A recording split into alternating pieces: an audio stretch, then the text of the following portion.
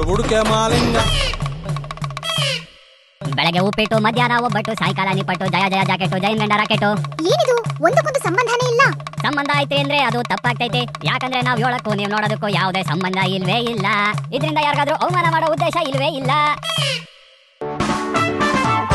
ಇವತ್ತು ಬುಡಬುಡಕೆ ಮಾಲಿಂಗದಲ್ಲಿ ನಮ್ಮ ಜೊತೆ ಇದ್ದಾರೆ ಸ್ಯಾಂಡಲ್ವುಡ್ ಕ್ವೀನ್ ರಮ್ಯಾ.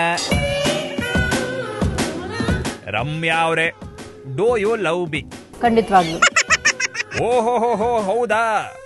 ಹಾಗಾದ್ರೆ ವಿಲ್ ಯು ಮ್ಯಾರಿ ಮೀ? ಖಂಡಿತವಾಗ್ಲು.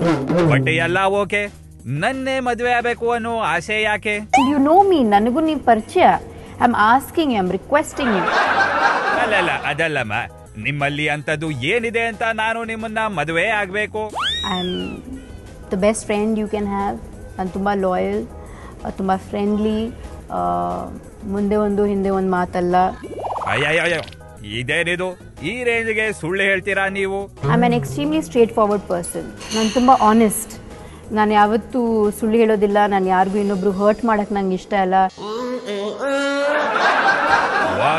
ಓಕೆ, ಹಾಗಿದ್ದರೆ ಮದುವೆ ಆದ್ಮೇಲೆ ನೀವು ಎಲ್ಲಾ ಅಡ್ಗೆ ಮಾಡ್ತೀರಾ ತಾನೆ? That is not my quality at all. That is ridiculous. ಅಯ್ಯೋ, ಹಾಗಿದ್ದರೆ ನಾನು ಮೋಸ್ಟ್ಲಿ ನಿಮ್ಮನ್ನ ರಿಜೆಕ್ಟ್ ಮಾಡ್ಬೇಕಾಗುತ್ತೆ.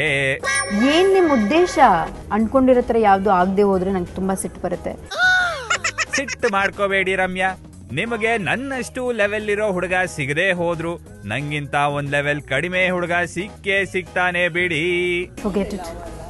It's okay. ಆ ರಮ್ಯನ್ ಬುಡಕ್ಕೆ ಬತ್ತಿ ಇಟ್ಟಾಯ್ತು. ಬುಡುಬುಡುಕೆ ಮಾಲಿಂಗ